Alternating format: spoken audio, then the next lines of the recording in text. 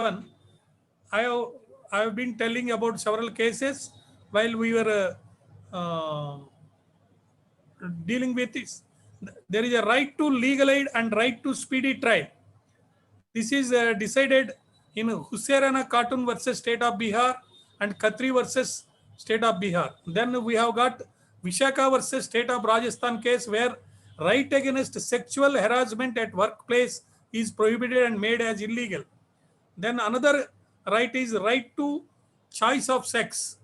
The five judges constitution bench in the case of Navtej Singh Johar versus Union of India, that is 2018 1 SEC 791, has declared ultra-virus section 377 of Indian Penal Code, thereby striking down criminalization in same-sex relations between consenting adults. As a result of the above, the LGBT individuals are permitted to engage in consensual intercourse. This is said to be another milestone in the journey of Article 21. Then there is another right to clean environment. Article 21 includes right to live life of dignity in healthy environment with proper sanitation system and free of pollution. This is Vellore Citizens Welfare Forum versus Union of India. Then right to privacy, it is also there under Article 21. The right to privacy is a fundamental right as held by 9 judges constitution bench in the case Justice Case Puttuswamy retired versus Union of India 2017 10 SEC 1. Then whether you are having a right to die with dignity, this is also a fundamental right. Is it included in Article 21? Yes. The Honorable Supreme Court has now allowed passive euthanasia under some exceptional circumstances and strict monitoring of the court. Living will, you can write, and then thereafter, as per that living will, you can complete your life. So, though active euthanasia, where something is done to end the life of the patient, is not permissible, but passive euthanasia, when something is not done, that would preserve the patient's life, is held to be the fundamental right under Article 21. Aruna Ramachandra Shanbag versus Union of India. Then right to disclosure of dreadful diseases. This right is also there under Article 21. Then we have got the famous case where the Honorable Supreme Court has held right to choose life partner. You are having that right to choose a life partner.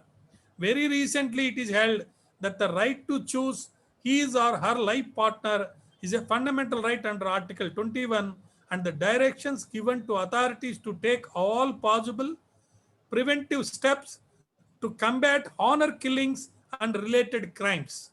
Shakti Vahini versus Union of India, 2018 7 SEC 192. In this course, what has happened is that a girl selected a boy of her choice for marriage purposes and love.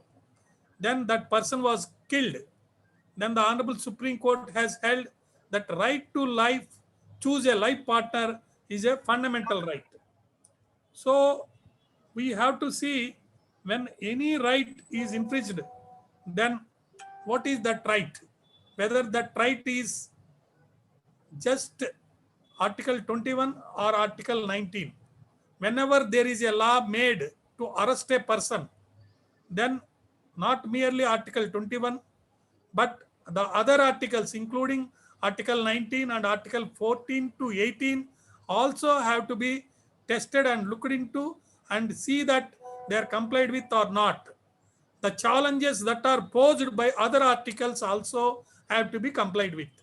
So for that reason, if a law or the procedure established by law is there, then what we have to see, not here whether the legislature has got competency to make that law, but the law must be fair, just, and comply and face with the challenges made by the other provisions. Fair and reasonable.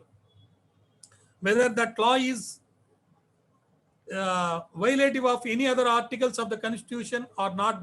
These things have to be seen. So not mere physical animal existence, but life has got wider meaning. Everything you can include in that article. Let us say recently the Honorable Supreme Court has suo motu considered about COVID-19 situation and taken up all the cases that are pending in the Honorable High Courts by giving a stay order, not asking the High Courts to send all those materials directly to the Supreme Court.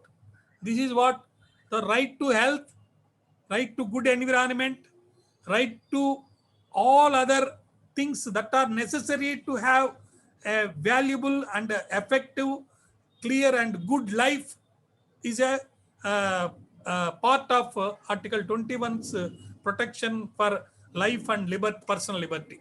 With this, I feel that I was able to express to you about Article 21. Now let us see the other article, 19. We can discuss many cases under Article 21. Now, for paucity of time, as I said, I will be giving only 10 minutes for this. Now, we will see what is that Article 19 says. Article 19. Article 19 I am reading for the benefit of all of us.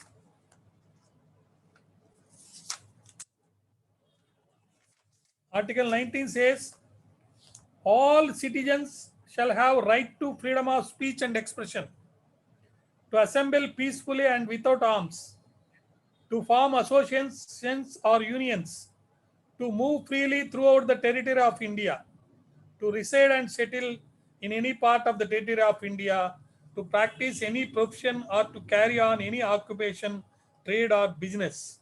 Of course, 19 class 2 to 6, they deal with certain restrictions and other things. While reading Article 21 itself, we are able to deal with Article 19 also, but Article 19 is giving several rights. Just now I have read about those rights, and these rights, if they are violated, then that particular law is not good law, it is unconstitutional. Article 19 1A we will see first. It says, it gives the right to freedom of speech and expression. You have no right to speak. You have no right to make an expression. You have a right to freedom of speech and expression. In other words, every citizen has a right to freedom of speech and expression. His point of view in any manner he can express, and he shall not be discriminated by anyone in the civil society. So this is what very important. Of course, under Article 19(2) to 6, reasonable restrictions can be imposed in a fair and reasonable ways. There are several cases under this Article 19(1). The famous case is Indian Express newspaper versus Union of India. It was held that freedom of the press has 3 elements: freedom to access to all sources of information, freedom of publication, freedom of circulation. So in any source of, you can have access to any type of sources of information and then can publish it and then circulate it. Media should express its views on the certain topics. But when the media itself becomes the judge, jury and executioner, instead of doing their jobs as providing information, then this concept of media trial is questioned. The Honorable Supreme Court, in many cases it is held that media trial is not permissible. Jaslene Kaur case is an example of media trial. Jaslene Kaur case, where a girl falsely accuses a person for sexual harassment on her Facebook post, and the media reached the verdict that the person is the pervert of Delhi without even listening to the guy's story, and when court acquitted the latter because the girl has not appeared in the proceedings and the credibility of the post on the Facebook has been questioned, the damages was already done because of the girl's action and the media's role in it. So media is entitled to get the source of information and then publish and circulate, but it cannot be a trial. Media trial cannot be permitted. Then we have got Rehiya Chakrabarti incident. Just for the TRP, vultures of the media attacked Rehiya Chakrabarti, her character and her dignity in the aftermath of Sushant Singh Rajput's demise. So media trial is not possible. Though media is having a right to freedom of speech and expression, it has got a right to have access to all the sources of information and then publish and circulate its paper or YouTube or whatever it is. The guilty before proven innocent mentality that the media shows not only affects the person mentally but also emotionally, and in some cases even suicide. What will they do when Reha Chakrabarti does something worse to herself? Will the media take responsibility for their acts and responsibilities? So media has got a responsibility now not only towards the society, its acts and its responsibilities have to be discharged. It can't have a media trial. There are judges who have to try and say whether a particular person is guilty or not, whether a particular person is innocent or not. Media cannot or not, and media is not entitled to conduct a trial because its right is very limited as that of a right of a citizen, where freedom to access to have information, rather sources of information is only there. You have to get information and you can publish it, you can circulate it, but you can't try and say due to this information that man is guilty, due to that information this man is guilty. Like that you cannot try.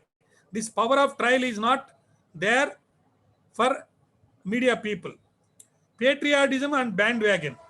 In the current era, where people like Hindustani Bahu gives death and rape threats to women and girls in the name of patriotism, and his fans does the same to them, explains why people need to realize that there is no need to show patriotism everywhere and every time.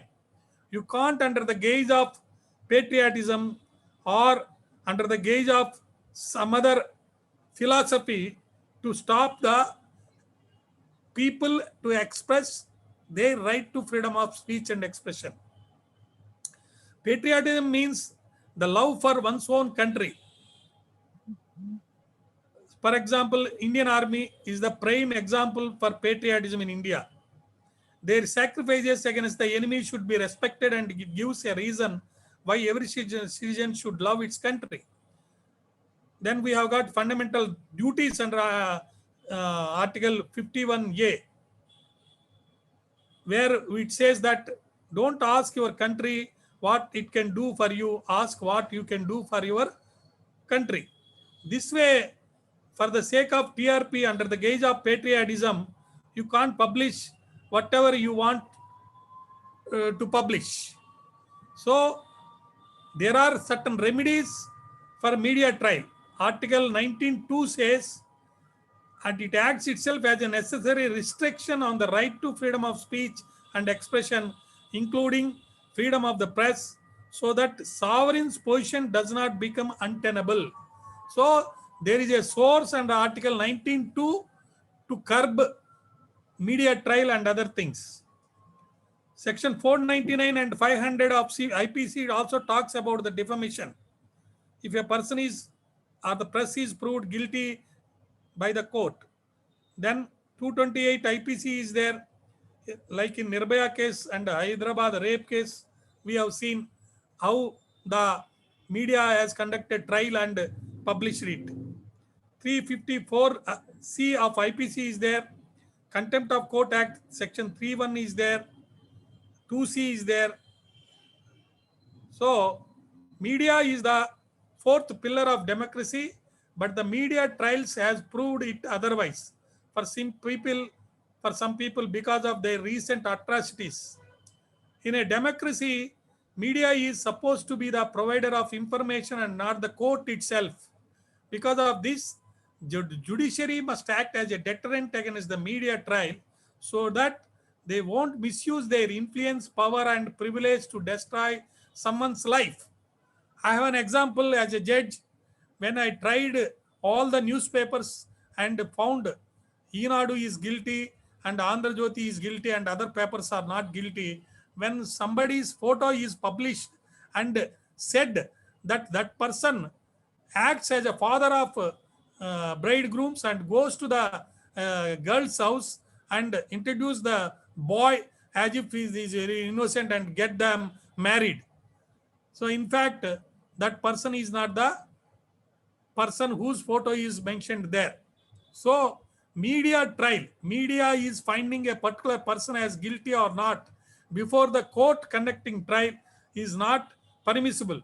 Media is having influence, media is having power, and media is having privileges. But with that, they are not entitled to destroy someone's life. The freedom of speech and expression should be protected by both the judiciary and the constitution so that every citizen shall have the right to express their opinions regarding certain issues in the country without being called out names by anybody, including the media. So latest case where the right to freedom of speech and expression is dealt with is famous case from Jammu and Kashmir. You see, what was happened in Jammu and Kashmir is, I tell you, ex-J&K CM Farooq Abdullah, he made some remarks on Article 370. What he said is, in this Rajit Sharma versus Union of India case, citation is LL 2021 SC 129. The Honorable Supreme Court has passed this order.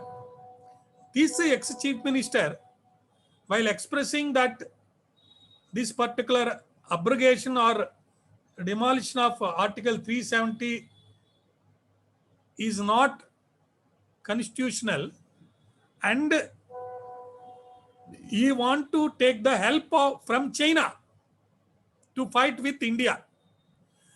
This is what he said. Then under the guise of the word patriotism, they want to curb the activities and articles or views of this ex-former Chief Minister of Jammu and Kashmir, namely Farooq Abdullah. Then the Honorable Justice Sanjay Kishan Kaul and Hemant Gupta, while dismissing the public interest litigation of Rajit Sharma, it is held that it is not seditious to have views different from the government. Government thought Article 370 is not good article. Special status shall not be there for Jammu and Kashmir, and a law is made in the parliament. Then on that, this former chief minister has expressed a view, and he said, he made a live statement that for restoring Article 370, he would take help from China. For the allegations in the public interest litigation petition is that the former chief minister is trying to hand over Kashmir to China, and thus he should be prosecuted for sedition under section 124A of IPC. Then the Honorable Supreme Court held that when there are different views, if one view is expressed contrary to the other views, then the view expressed by anybody contrary to the other views of the government cannot be held as seditious, though it relates to the taking the help from China. So, right to freedom of speech and expression is a very valuable right. The freedom fighters of our constitution, for freedom fighters who made our constitution, they were not having the freedom That's why not only they made Article 21, but also they made Article 19(1)(a), freedom of speech and expression, in a very interesting and great and good way. I missed to read one decision of the Honorable Supreme Court, Dr. Rajesh Pratap Giri versus State of UP. The citation is LL 2021 SC 140. 2021 SC 140. This is in relation to Article 21 in respect of anticipatory bail. The Honorable Chief Justice, the present Chief Justice, then Justice N.V. Ramana, Suryakant and Aniruddha Bose reiterated that if once the anticipatory bail granted, it does not end automatically on the filing of charge sheet. So this is the famous case relating to personal liberty of an individual. If bail is granted to a particular person, whether it is anticipatory bail or regular bail, that bail will be there till the end of the trial. Merely because charge sheet is filed, the anticipatory bail cannot be cancelled. Nowadays, people are discussing about cancellation of the bail because the Honorable Chief Minister of Andhra Pradesh is on bail, and one MP filed an application for cancellation of that bail. Article Section 437, Clause 5 CRPC says when bail can be cancelled. So under certain circumstances, a bail that is granted can be cancelled. But once bail is granted, it means that the bail is there for that person, not only till the date of filing of the charge sheet, but also till the conclusion of the trial. So this is in relation to Article 21 and Article 19. I think I have completed 2 articles, and now itself I will read about Article 32. Article 32 says that you have got a fundamental right to approach the Honorable Supreme Court whenever your rights are infringed, your fundamental rights are imprisoned. The right to move the Supreme Court by appropriate proceedings for the enforcement of the rights conferred by this part is guaranteed. So, when your right is violated, if that right is a fundamental right, you can directly approach the Honorable Supreme Court under appropriate proceedings for the enforcement of the rights conferred by this chapter 3 of the Constitution. So the Honorable Supreme Court can give directions or orders or writs, including writs in the nature of habeas corpus, mandamus, prohibition, quo warrant, and certiorari. So the right guaranteed by this article shall not be suspended except as otherwise provided by the Constitution. So this is also very important. Even during the emergency also, when the government try to suppress or suspend this right to approach the Honorable Supreme Court for implementation of any right if they are violated, then the Honorable Supreme Court has held that this right cannot be suspended. So Article 32 is over. Now Article 14. Article 14 reads like this. Article 14 says, 14 to 18, they deal with right to equality. But Article 14 says that states shall not deny to any person equality before the law or equal protection of the laws within the territory of India. This is important. Equal treatment must be there. Equal protection shall be there. Equal between equals. Equality before the law or equal protection of the laws within the territory of India. This is very important. So, treating equals equally, treating unequals unequally is the concept under this Article 14. Article 15 to 18, they deal with various provisions regarding reservations and other things. And this right to equality is a very important right. Under this right to equality, we can say with this fundamental right, it is guaranteeing to every person the right to equality before law and equal protection of the laws. It is not only right of Indian citizens, but also the right of non-citizens. Article 14 says that the state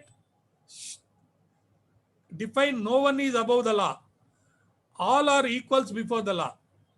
So meaning of the right to equality. This means that every person who lives within the territory of India has the equal right before the law. The meaning of this all are equal in the same line. No discrimination based on religion, race, caste, sex, and place of birth.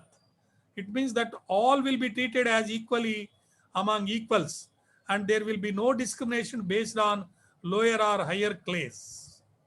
So there are several case laws on this, especially Indra Swami case is very famous. The underlying principle in this case, Ramesh Prasad versus State of Bihar, the aim of both the concept of equality before law and equal protection of the law is for doing the equal justice. For doing the equal justice. The principle of equality is not the uniformity of treatment to all in all respects. It only means that all persons similarly circumstanced shall be treated alike, both in the privileges conferred and liabilities imposed by the laws. Equal law should be applied to all in the same situation, and there should be no discrimination against between one person and another. The rule of law. The rule of law embedded in Article 14 is the basic feature of the Indian Constitution, and it cannot be destroyed even by the amendment of the Constitution under Article 368 of the Constitution.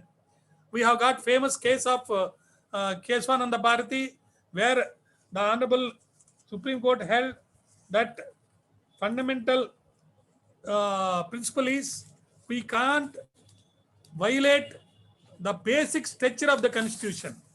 What is the basic structure of the Constitution is not fully defined and decided in that case, but Honorable Supreme Court widely held what are called basic, what is called basic structure of the Constitution. Certain things are held as basic features. Justice in 1953 itself, first decision has come on this. So basic structure of the Constitution cannot be violated. So this is another famous case. With this, within the short time given to me, I could complete all the 5 articles. Even for expressing one article, one case, I need 1 hour time. But because of the paucity of time, I could complete it, leaving 5 minutes to all of you to put any questions to me.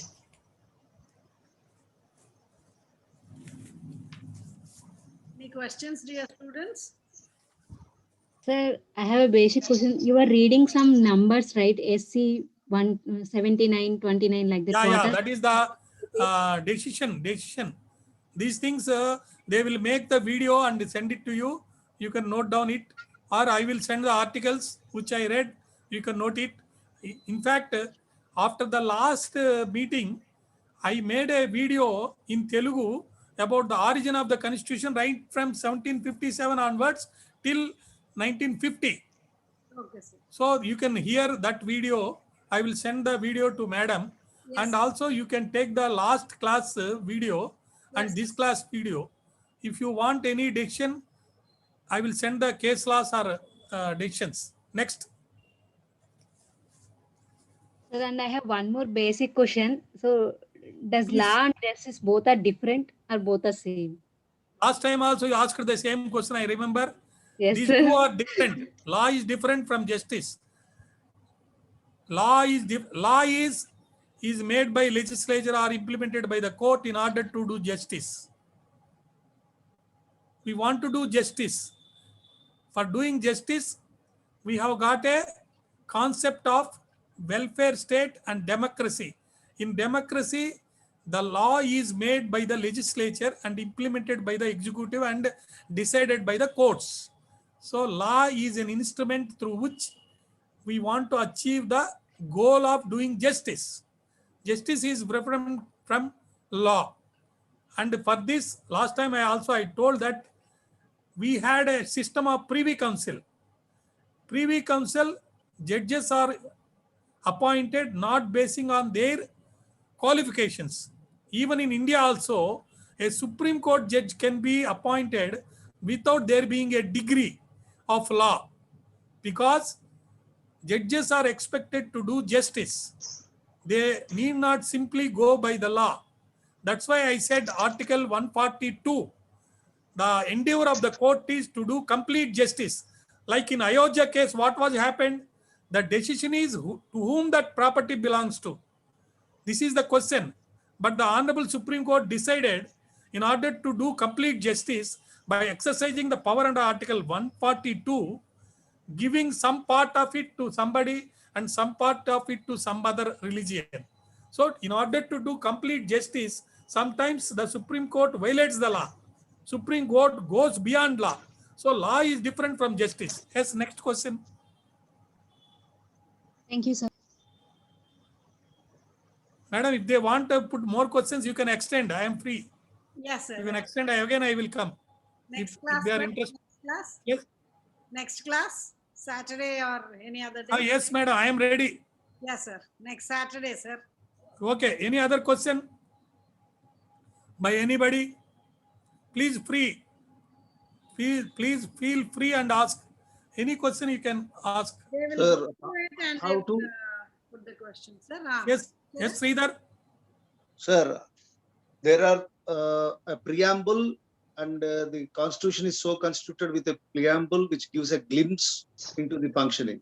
And there are schedules to the constitution. What- How to We how have to- 1 minute only. Tell me. how to harmonize, and to have a glimpse. Preamble and schedule. I want the distinction. So preamble is just like the goals to achieve. It is mentioned in the preamble that the constitution is given by the people of this country to achieve those goals. In nutshell, we can say we want to have welfare state where everyone will have power to have food, right to shelter, right to live happily. We are having several mechanisms. Democracy is the mechanism. Social revolution we want to achieve.